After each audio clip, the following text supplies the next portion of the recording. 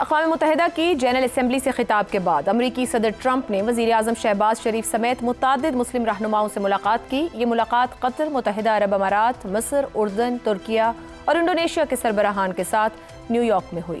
Trump نے اس موقع پر واضح کیا کہ ان کی اولین ترجیح یرغمالیوں کی رہائی اور غزہ میں جنگ کے خاتمے کی راہ ہموار کرنا ہے۔ امریکی تجاویز میں اسرائیلی فوج کا بتدریج انخلا، ایک علاقائی امن فوج کی تعیناتی اور بین الاقوامی حمایت کے ساتھ تعمیر نو اور منتقلی کا عمل شامل ہے۔ یہ اعلان بظاہر امن کا عندیہ دیتا ہے، لیکن در حقیقت یہ خطے میں امریکی مفادات کو کیسے پورا کر سکتا ہے؟ سوال یہ ہے کہ کیا مسلم ممالک واقعی اس منصوبے پر اعتماد کر سکیں گے؟ ایکسیوس کے مطابق امریکہ چاہتا ہے کہ عرب اور مسلم ممالک اپنے فوجی دستے غزہ میں بھیجیں تاکہ اسرائیل کے انخلا کو ممکن بنایا جا سکے۔ اس تجویز کے ساتھ تعمیر نو کے لیے سرمایہ فراہم کرنے کا بوجھ بھی انہی ممالک پر ڈالنے کی کوشش ہے۔ مگر یہاں ایک بڑی پیچیدگی یہ ہے کہ فلسطینی اتھارٹی کو تو اس منصوبے میں شامل کیا گیا ہے، لیکن حماس کو یکسر نظر انداز کر دیا گیا ہے، حالانکہ غزہ کی اصل زمین پر اس وقت اسی کا کنٹرول ہے۔ بظاہر یہ ایک متوازن خاکہ لگتا ہے، مگر اس میں کئی سوالات کھڑے ہوتے ہیں۔ کیا اسرائیل اس منصوبے کو دل سے قبول کرے گا؟ کیا عرب اور مسلم ممالک اپنی افواج غزہ میں بھیجنے پر راضی ہوں گے؟ جبکہ داخلی سطح پر یہ فیصلہ ان کے لیے سیاسی طور پر متنازع بن سکتا ہے، اور سب سے بڑھ کر یہ کہ حماس کے کوئی بھی سیاسی یا فوجی فارمولا غزہ میں کس حد تک عملی اور پائیدار ہو سکتا ہے۔ اسی پر گفتگو رہے گی۔ پینل کے لیے سوال: غزہ میں امن کے لیے ڈونلڈ ٹرمپ کی پیش کردہ تجاویز کس حد تک قابل عمل؟ شہزاد چودھری صاحب۔ دیکھیں، سب سے پہلے تو ٹرمپ کو میرے خیال میں اپنے اتحادیوں کو اپنے اس میں لانا پڑے گا، اپنے سے ایگری کروانا پڑے گا، جو بھی اس کے سوچ ہے۔ دوسری بات، اتنے سالوں کے بعد امریکہ جب سے اسرائیل کے اندر یہ ظلم ہو رہا ہے تو ابھی تک یہ معاملات پہلے کیوں نہیں لے کے آیا؟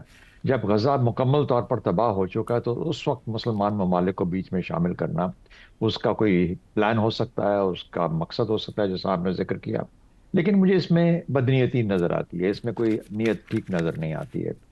تیسری بات یہ ہے کہ یہ ایک اس وقت جو لڑائی ہے وہ گریٹر اسرائیل اور 2 اسٹیٹ سلوشن کے درمیان لڑائی ہے، یعنی ان کی سوچ کے اندر انہوں نے 2 اسٹیٹ سلوشن سے دور لے کے جانا ہے اور گریٹر اسرائیل کی طرف لے کے جانا ہے اس کو معاملے کو۔ اب غزہ کے اندر یہ امریکہ کا یا ٹرمپ کا اپنا کمرشل انٹرسٹ بھی ہو سکتا ہے، وہ مستقبل کے اندر وہاں پہ کچھ اور بھی کریٹ کرنا چاہتا ہے، کوئی اکنامک زون بنانا چاہتا ہے، جو بھی کرنا چاہتا ہے۔ لیکن سب سے خطرناک چیز اس چیز کے اندر یہ ہے کہ پی ایل جو ویسٹ بینک ہے، جہاں پی ایل او یا پیلسٹین لبریشن اتھارٹی کا جو عمل دخل ہے، اس کو غزہ سے علیحدہ کیا جا رہا ہے۔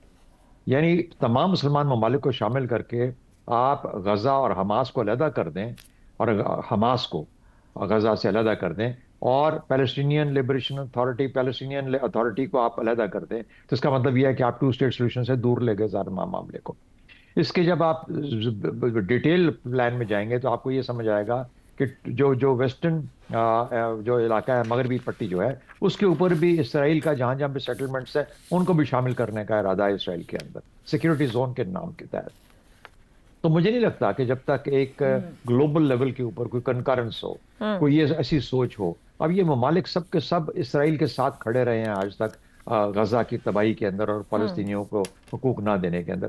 آج یہ کس طرح ایک دم سے اٹھ کے، ہاں کچھ تھوڑا بہت پریشر ہے، آیا ہے، ضرور آیا ہے، خاص طور پر جب دنیا کی سوچ بدلی ہے، خاص طور پر جب چین اور روس کا تھوڑا سا ایک دوسرا۔ دیکھیے ہوا کیا ہے کہ یوکرین کی جنگ کے اوپر پھر سے ٹرمپ نے یو ٹرن لیا، اس نے کہا کہ یوکرین جنگ کنٹینیو کر سکتا ہے اور اپنے حصے واپس۔ کیا وجہ ہے؟ اسرائیل سے صرف نظر کیا جائے، نظر ہٹائی جائے یہاں سے۔ صحیح۔ اچھا، پھر ایران پہ حملہ کر دیا اسرائیل سے غزہ سے دور جانے کے لیے، اسرائیل کے مال اس کو دور کرنے کے لیے۔ تو کوئی نہ کوئی ایسا تماشا لگا کے رکھنا دنیا کے اندر جس سے دنیا کی نظر ہٹ جائے اور یہ امید رہے کہ کوئی پازیٹیو کام یا کوئی امن کا کام ہونے جا رہا ہے۔ تو مجھے لگتا ہے کہ یہ صرف ایک اس طرح کی چیز ہے۔ میرے خیال میں ٹرمپ کی اس تجویز کے اوپر شاید امریکہ کے اندر خود بھی ابھی کنسنسس نہیں ہے کہ جائے کہ مغربی قوتوں میں کنسنسس آئے اور پھر اس کے بعد اس کی عملی شکل بنے۔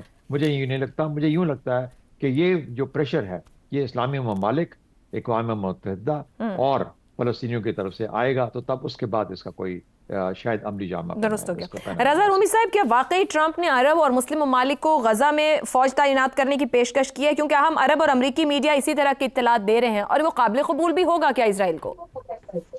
دیکھیے، یہ ابھی باقی ہے کہ دیکھنا کہ اسرائیل کو کیا قبول ہوگا، کیونکہ اسرائیل کو تو گریٹر اسرائیل کے منصوبے کو عملی جامہ پہنانے کے علاوہ کچھ بھی قابل قبول نہیں۔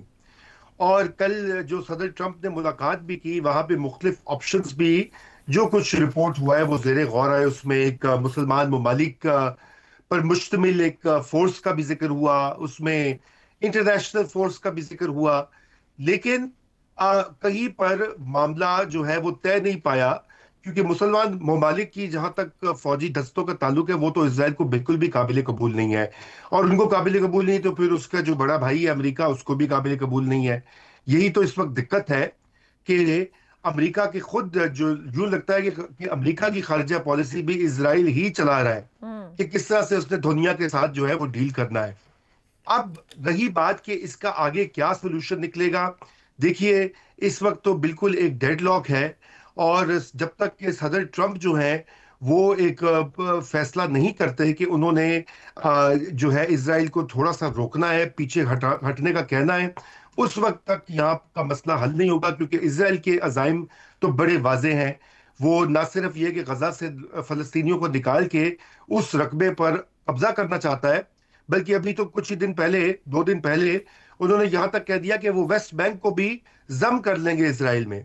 اب آپ اندازہ کیجئے کہ یہاں پر ہم شادیانے بجا رہے ہیں کہ جی 2 سٹیٹس جو ہیں وہ اقوام متحدہ کی قرارداد پاس ہو گئی ہے، کینیڈا نے، برطانیہ نے، فرانس نے، آسٹریلیا نے ریکگنائز کر لیا ہے، لیکن جو غزہ کی جو بربریت ہے اور اسرائیل کے عزائم جو وہ بالکل مختلف ہے۔ تو یہ ایک بہت بڑا اس وقت کرائسس ہے، اور خود امریکہ بھی لگتا ہے آئسولیٹڈ ہو رہا ہے، اور یہ آنے والے ہفتوں یا مہینوں میں پتہ لگے گا کہ یہ معاملہ کدھر کو جاتا ہے۔ بالکل درست کہہ رہے ہیں، جیسے ہی دنیا کا پریشر بڑھ رہا ہے کہ امن کی طرف جایا جائے، غزہ میں نقصان، ظلم حد سے بڑھ گیا، اسی طریقے سے وہاں ظلم اور اسرائیل کی طرف سے بڑھایا جا رہا ہے۔ ایک بریک لیتے ہیں، بریک سے واپس آئیں گے تو افتخار صاحب اور زیغم صاحب کی رائے آپ کے سامنے رکھیں گے۔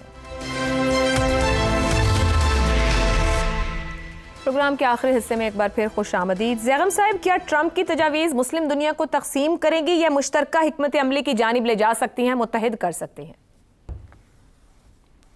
دیکھیں، سب سے پہلی بنیادی بات یہ ہے کہ اس وقت کس چیز کی ضرورت ہے۔ اس وقت لمبی بحثوں کا وقت نہیں ہے۔ غزہ میں قتل عام ہو رہا ہے، جینوسائیڈ ہو رہا ہے، فلسطینیوں کو ختم کیا جا رہا ہے، اور غزہ کو فلسطینیوں کے لیے رہنے کے لیے ناقابل بنایا جا رہا ہے۔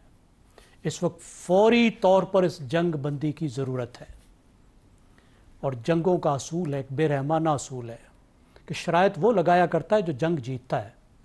حماس نے 2 سال پہلے جنگ شروع کی تھی، اور آج بھی وہ بند کرنے کو تیار نہیں ہے، اور وہ کہتا ہے کہ جنگ ہو رہی ہے۔ دنیا یہ کہتی ہے، ہر باضمیر شخص یہ کہہ رہا ہے کہ جنگ نہیں ہو رہی، قتل عام ہو رہا ہے، لیکن چند بندوق بردار حماس کے پھر رہے ہیں، ادھر ٹھس کرتے ہیں، ادھر ٹھس کرتے ہیں، ایک اسرائیلی مار دیتے ہیں، اور جواب میں اسرائیل قتل عام کر رہا ہے۔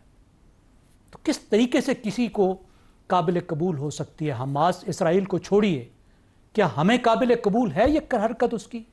کیا آئیڈیالوجیکل گراؤنڈز پر فلسطینیوں کا سوچے بغیر وہ کرے؟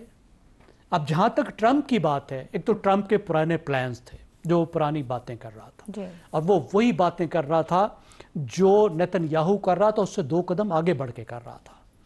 یعنی وہ غزہ کو خالی کرانے کی باتیں کر رہا تھا، امریکی کنٹرول میں لینے کی باتیں کر رہا تھا، کلیئر کرنے کی باتیں کر رہا تھا، فلسطینیوں کو باہر بھیجنے کی باتیں کر رہا تھا۔ تو وہ تو مکمل طور پر ناقابل قبول ہے۔ ابھی جو اس نے باتیں کی ہیں، اس نے سب سے پہلے جنگ بندی کی بات کی ہے، جو فوری طور پر چاہیے اور ہونی چاہیے، باقی گفتگو آگے ہوتی رہے گی۔ ہاسٹیج واپس کرنے کی بات کی ہے۔ یہ 20 بندے ساتھ رکھ کے حماس کو کیا مل رہا ہے؟ مجھے بتائیے، اتنا بڑا قتل عام ہو رہا ہے، کیا دودھ لے رہے ہیں 20 بندوں سے؟ وہ حوالے کرو ان کے۔ فلسطین کو تسلیم کرنے کی اس نے مخالفت کی ہے۔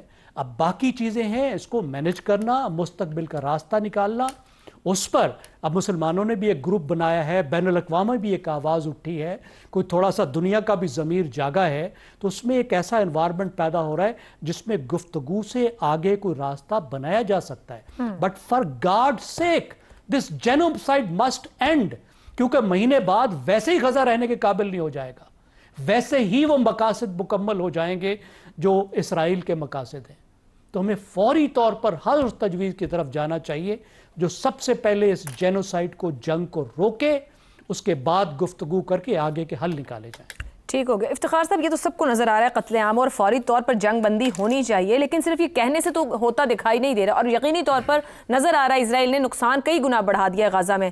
فلسطینی اتھارٹی کو شامل اور حماس کو خارج کرنا، یہ کس حد تک زمینی حقیقتوں کے ساتھ مطابقت رکھتا ہے؟ کوئی نتیجہ خیز ہو سکے گا معاملہ؟ حماس کے بارے میں جو خیالات میرے دوست زیغم نے کہے ہیں، میرے بھی خیالات وہی ہیں۔ اگر کوئی فیصلہ بین الاقوامی طور پہ ہو بھی سکتا ہے تو حماس کے رویے کی بنا پہ نہیں ہو رہا، اور یہ بالکل صحیح ہے جو اس نے یرغمالی بنا رکھے ہیں، ان کے ذریعے وہ کیا حاصل کر لے گا؟ کیا وہ غزہ میں جو 70,000 لوگ مارے گئے ان کو بچا پایا؟ میں تو سمجھتا ہوں وہ ان کے ہاتھ میں کھیل رہا ہے۔ اگر یہ پٹی جاری ہے اسرائیل کے ہاتھ میں تو میں ذاتی طور پہ ایز اے انڈیویجول حماس کو اس کا ذمہ دار ٹھہراتا ہوں۔ اب اس وقت دنیا ساری میں غزہ کے بارے میں ایک آواز بلند ہوئی ہے، پوری دنیا میں۔ سیکورٹی کونسل کے اندر 5 میں سے 4 اراکین کھڑے ہو گئے ہیں۔ دنیا کے پارلیمنٹوں کے اندر آواز اٹھائی جا رہی ہے، سڑکوں پہ آواز اٹھائی جا رہی ہے، لیکن یہ آواز حماس کی قیادت کیوں نہیں سمجھ پا رہی؟ وہ کیا کر لے گی ان قیدیوں کو اپنے پاس رکھ کے؟